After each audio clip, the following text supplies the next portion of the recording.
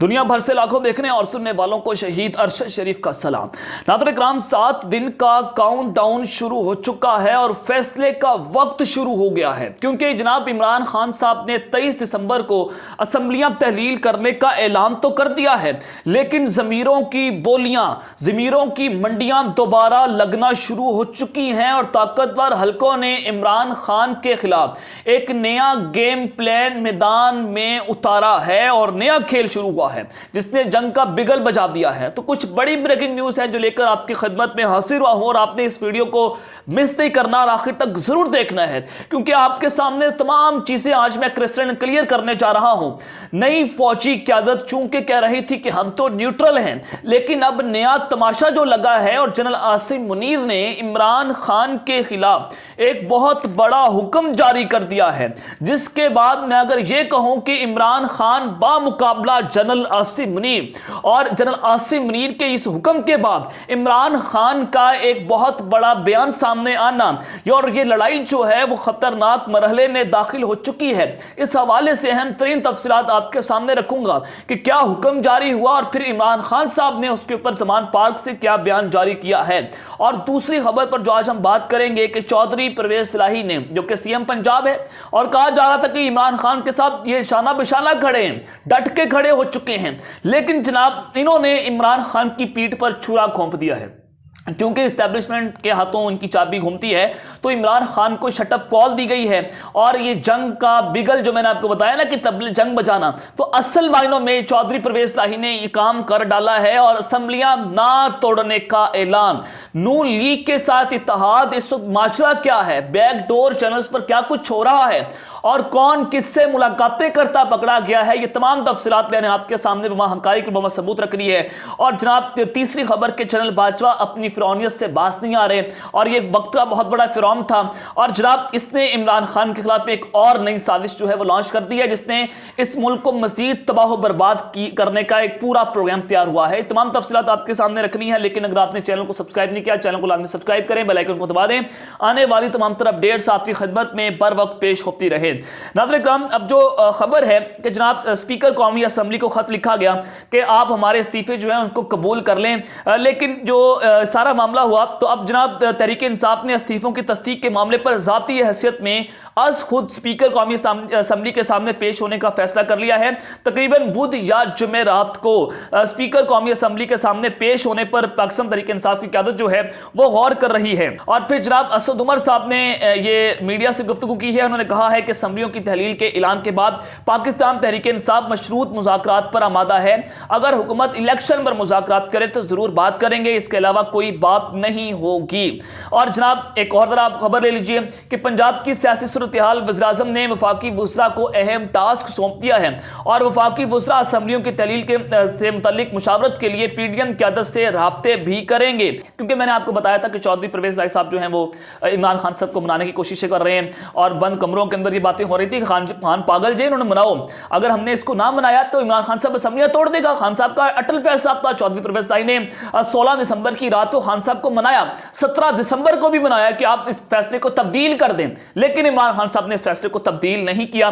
तो उसके बाद ताकतवर हल्के जो है वो जब अपना नया खेल शुरू कर देते हैं। तो मैंने आपको उस वक्त बताया था कि चौधरी परवेज इलाही जो है वो रॉन्ग नंबर है, इसके ऊपर इत्तेमाद नहीं करना चाहिए, क्योंकि इस्टेब्लिशमेंट के बहुत बड़े टाउट हैं और उनके बगैर ये फैसला नहीं किया करते। तो जनाब अमन जो मुस्तफा नवाज खोखर हैं, उनका जो प्रिंसिपल स्टांस है उन्होंने उसके ऊपर जनाब समझौता नहीं किया, अपनी सेनेटरशिप को कुर्बान कर दिया। पाकिस्तान पीपल्स पार्टी से उन्होंने इस्तीफा दे दिया। उन्होंने कहा कि मैं ऐसी बातें कर सकता हूं जो जनरल बादशाह के बारे में ऐसे इंकशाफ कर सकता हूं जो आप मीडिया पर और टीवी पर नहीं चला सकते।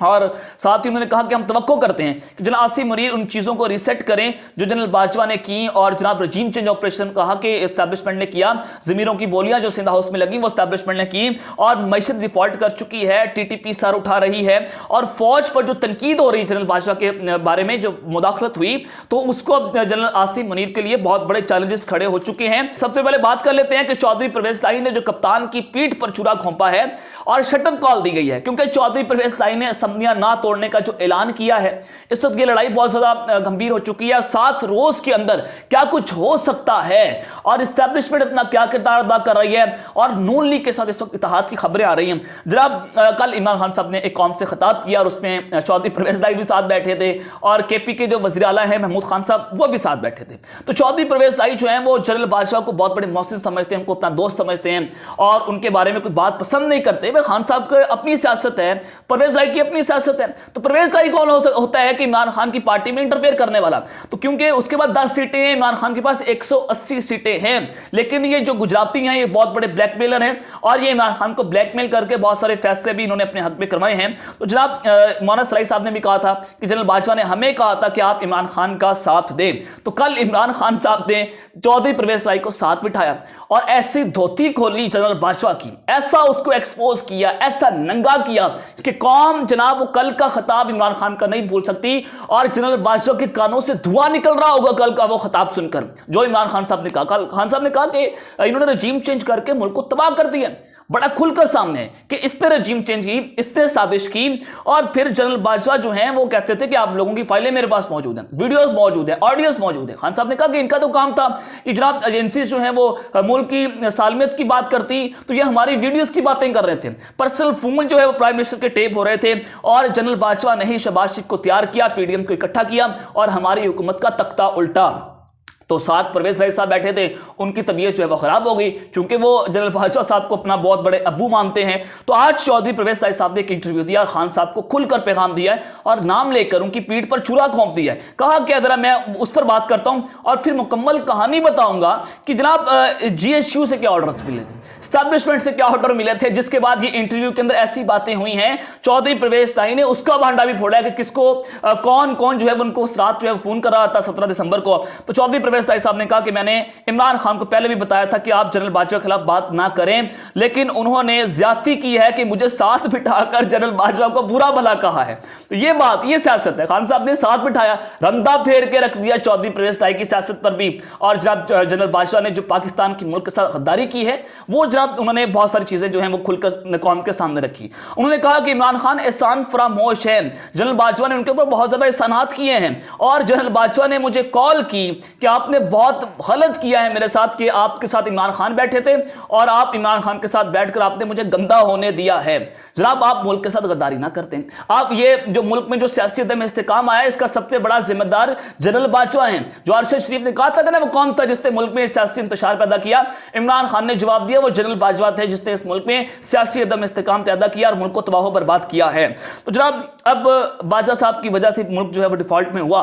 तो उन्होंने कहा कि इमरान खान तो मौलाना सराई को साथ बिठाना भी पसंद नहीं करते थे, लेकिन हमने उनका साथ दिया और हमने असम्बलियां तोड़ने पर हम आमादा हो गए। और परवेज लाई ने कहा कि हम 50-50 की पार्टनरशिप चाहते हैं। ये आप देख सकते हैं, ये ऐसे डटकर खड़े हुए हैं, ये डटकर, इसको कहते हैं डटकर खड़ा होना।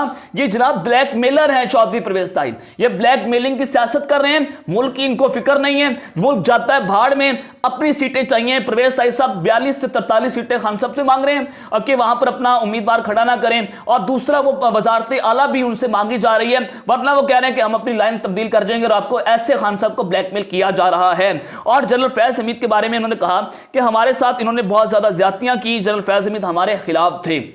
अब ये प्रोपागेंडा भी जाहिर है जनरल बादशाह साहब ने फीड किया परवेज लाई साहब को फोन करके, और जनरल फैज हमीद के खिलाफ भी बातें की, इमरान खान के खिलाफ भी बातें की। तो जनाब ईमान उन्होंने कहा कि असम्बलियां टूटने की नौबत नहीं आएगी। ये बड़ा इंपॉर्टेंट है क्योंकि आपकी पार्टी टूट जाएगी। अब ये जमीरों की जो बोलियां मैं आपको कह रहा हूं ना कि जमीरों की बोलियां लगना शुरू हो चुकी हैं, तो खान साहब की पार्टी को इस वक्त क्रश करने की कोशिशें हो रही हैं, बहुत सारे लोगों के साथ बैकडोर राब्ते हो रहे हैं। और जनाब चौधरी परवेज लाई साहब जो हैं वो भी इधर से उधर हो सकते हैं। मैं उसकी सबूत भी आपके सामने रख देता हूं क्योंकि दूसरी जानिब जो है वो आज शहबाज शरीफ साहब जो है चौधरी शुजात हुसैन के साथ मिले हैं। और जनाब जो जमीरों की मंडियों की खबर है वो उसकी तस्दीक कर दी है चौधरी परवेज लाई साहब ने कि आपकी पार्टी टूट जाएगी, यानी कि हम भी अलग हो सकते हैं। और मैंने आपके सामने दो चीजें रखी थी क्योंकि जियो न्यूज जो है उसने भी खबर चला दी है कि नून लीग चौधरी परवेज लाई के साथ इत्तेहाद कर सकती है और तहरीके अदम एतमाद भी कामयाब हो सकती है। यानी कि एस्टैब्लिशमेंट ने रातों रात ये पूरी गेम जो है वो तब्दील कर दी है। और अब होगा क्या, चौधरी परवेज लाई कैसे खान साहब को धोखा देंगे और इसके पीछे क्या कुछ हो रहा है इधर आपके सामने रखता हूं, क्योंकि जनरल बाजवा जो हैं वो जनाब फिरौनियत से जो बास नहीं आ रहे, उन्होंने इमरान खान के खिलाफ एक नई साजिश को लॉन्च कर दिया है। देखें, परवेज ताहिर साहब को जब जनरल बाजवा ने कॉल की कि आपने मेरे साथ ज्यादती की है कि खान साहब आपके साथ बैठे थे और उन्होंने हमें गंदा किया, तो चौधरी परवेज ताहिर साहब ने एक इंटरव्यू कर दिया है।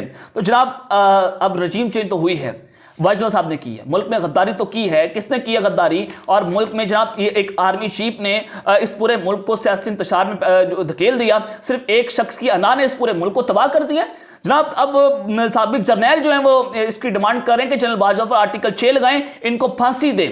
Lieutenant general retired Mustafa Khan साहब ने इसके ऊपर डिमांड किया कि इनको फांसी दें ताकि कोई ऐसा बाजवा पैदा ना हो आइंदा के जो मुल्क में ऐसा इंतशार पैदा कर दे।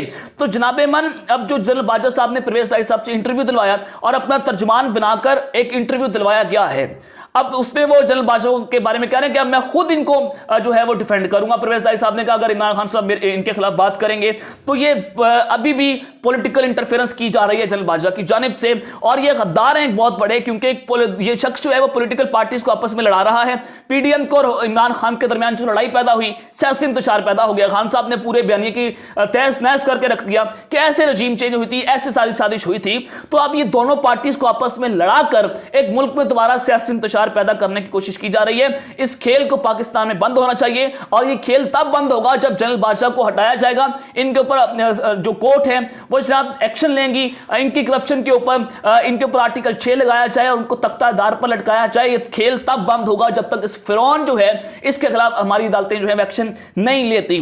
तो नई फौजी क़यादत कह रही है कि हम न्यूट्रल है, उस खबर की तरफ आ जाए, लेकिन नया तमाशा लग चुका है और इमरान खान बामुकाबला जनरल आसिम मुनीर दोनों जानिब से लफ्जी गोलाबारी होना शुरू हो चुकी है। देखें, खान साहब ने कहा कि 17 दिसंबर को उन्होंने ऐलान किया कि 23 दिसंबर को असम्बलियां तहलील होने जा रही हैं। मैंने आपको 17 दिसंबर से पहले बता दिया था कि 23 दिसंबर को असम्बलियां तहलील हो जाएंगी, क्योंकि मेरे सोर्स हमें कंफर्म कर रहे थे। खबर जो है वो सच साबित होगी। अब दो ऑप्शंस हैं जो चौधरी परवेज ताहिर साहब का इंटरव्यू हुआ है। अब चौधरी परवेज ताहिर की जो डोरे हैं वो जनाब इस्टेब्लिशमेंट जो है वो घुमाती है। DCI से इनकी मुलाकातें भी हालिया हुई जब इमरान खान साहब ने असम्बलियां तोड़ने का ऐलान किया था। 17 दिसंबर को उन्होंने तारीख का ऐलान करना था, तो उससे पहले खान साहब की चौधरी परवेज ताहिर साहब की DCI से मुलाकात हुई, शहबाज शरीफ की मुलाकात हुई और चौधरी परवेज ताहिर की आसिफ अली जरदारी के साथ भी मुलाकात हुई थी।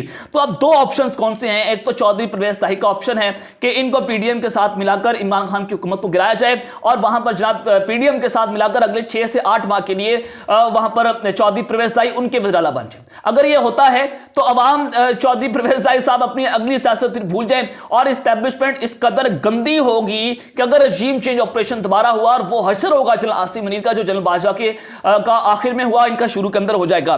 तो यहां पर चौधरी परवेज ताहिर जो है वो रॉन्ग नंबर साबित हो सकते हैं। अपनी पिछली वीडियो में मैंने आपको बताया था कि अब ऑप्शन जो है वो चौधरी परवेज ताहिर के पास है, इमरान खान के पास ऑप्शन खत्म हो चुके हैं, उन्होंने अपना सियासी कार्ड खेल दिया है। अब जनाब यह भी हो सकता है क्योंकि इलेक्शन तखीर होने की कोशिशें हो रही हैं और 6 से 9 माह तक, क्योंकि आईनी तौर पर तो 3 माह होते हैं लेकिन 6 से 9 माह तक ये इलेक्शंस को ताखीर में लेके जा सकते हैं। और जनाब इमरान खान को दोबारा धमकियां दी जा रही हैं। वो कौन है? अगर एस्टैब्लिशमेंट न्यूट्रल है तो वो कौन है जो इमरान खान साहब को दोबारा धमकियां दे रहा है और पहले भी धमकियां दे रहा था? तो खान साहब को कहा गया कि अगर आपने असम्बलियां तहलील कर दी और आपने ये एग्जीक्यूट कर दिया प्लान 23 दिसंबर को, तो जनाब आप 30 दिनों के अंदर अंदर नाअहल हो जाएंगे। लेकिन ये फैसला जो है वो बोगस नाअहली का फैसला सदर पाकिस्तान आइन का इस्तेमाल करके उसको उड़ा सकते हैं। तो इमरान खान को ये धमकियां भी दी जा रही हैं, लेकिन इमरान खान साहब अपने प्रिंसिपल स्टांस से पीछे नहीं हट रहे हैं। और जनाब इमरान खान साहब ने भी ये वाज़े तौर पर एस्टैब्लिशमेंट को कह दिया है कि अगर 90 दिनों में इलेक्शन ना हुए तो समझ जाइएगा कि कोई न्यूट्रल नहीं है और ये सारा प्लान जो है वो एस्टैब्लिशमेंट ने करवाया। ये खान साहब ने बड़ा कैटेगोरिकली जो है वो गेट नंबर 4 को पैगाम दे दिया। तो अब तक के लिए अपना ख्याल रखिएगा, श्रीलंका पर लाजमी ख्याल रखना है। अल्लाह ने के बाद पाकिस्तान जिंदाबाद।